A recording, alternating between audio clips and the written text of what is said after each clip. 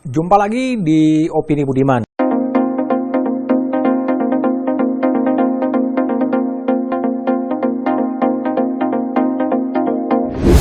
Wacana Presiden 3 periode dan penundaan pemilu rasa-rasanya sudah game over.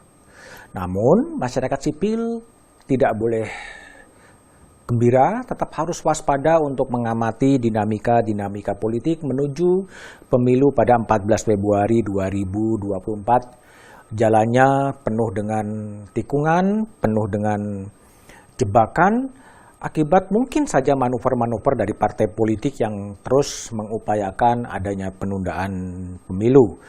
Masyarakat sipil harus mengawal KPU agar mampu menyelenggarakan pemilu sesuai dengan jadwal. Sebelum aksi mahasiswa 11 April 2022, Presiden Jokowi memanggil sejumlah menterinya ke Istana Bogor.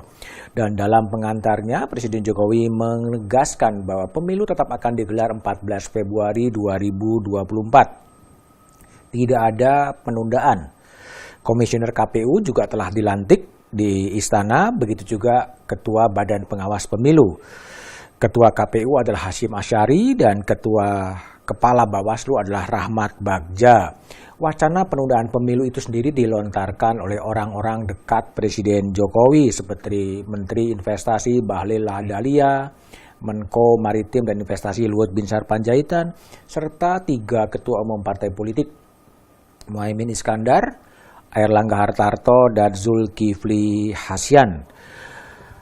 Isu yang dilempar oleh para menteri adalah isu-isu yang inkonstitusional yang kemudian memprovokasi gerakan mahasiswa pada 11 April.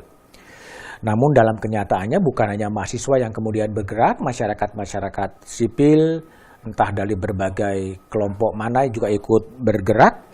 Dan akibatnya terjadi kerusuhan di gedung DPR atau di luar gedung DPR yang mengakibatkan terjadinya kekerasan terhadap pegiat media sosial Ade Armando.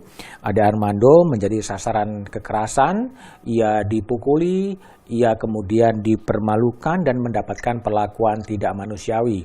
Ade kemudian harus dirawat di rumah sakit. Ade memang selama ini kerap menimbulkan pro kontra atas pendapatnya di masyarakat, tapi cara kekerasan bukanlah cara yang sesuai dengan prinsip hukum dan tidak sesuai dengan prinsip demokrasi. Kekerasan juga telah merusak demokrasi itu sendiri. Karena itu, karena konstitusi menegaskan siapapun harus tunduk pada hukum, menjadi tugas penegak hukum kemudian untuk menegakkan hukum itu sendiri.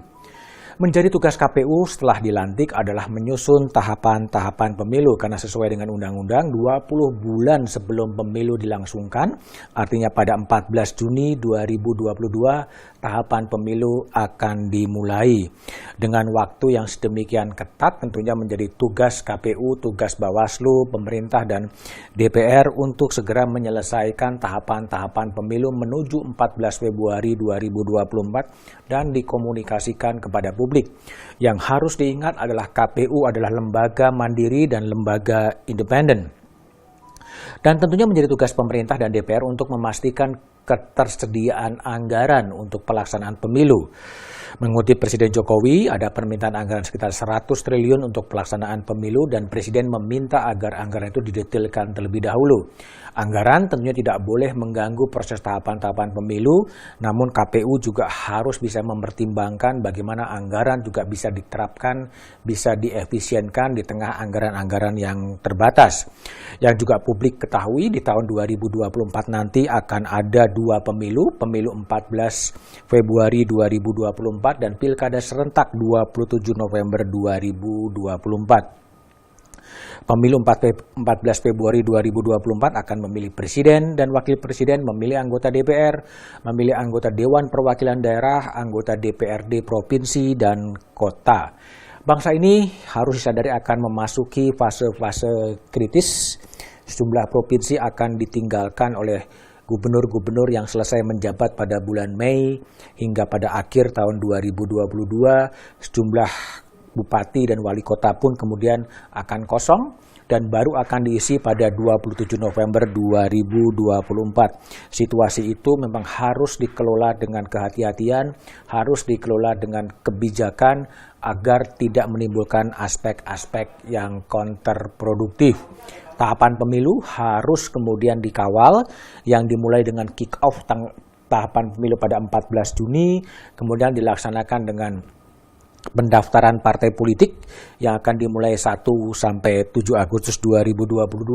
Sesuai dengan informasi yang diperoleh dari Kementerian Hukum dan HAM, akan ada 75 partai politik yang akan mendaftar sebagai peserta pemilu di 14 Februari 2024. Kemudian juga pembentukan panitia-panitia pemilu di kecamatan, di PPLN, di PPS, dan penetapan partai politik pada Desember 2022. Banyak sekali pekerjaan-pekerjaan rumah yang harus dihadapi, harus disiapkan oleh KPU menuju 14 Februari 2024, dan juga tentunya proses itu akan berakhir kepada pelantikan presiden baru pada 20 Oktober 2024, dan kemudian 27 November 2024 adalah pilkada serentak untuk mengisi kekosongan hampir separuh republik yang diisi dengan pejabat-pejabat sementara.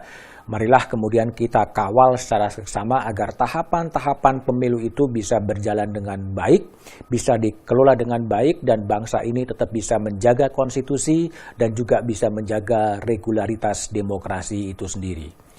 Jumpa lagi di Opini Budiman berikutnya.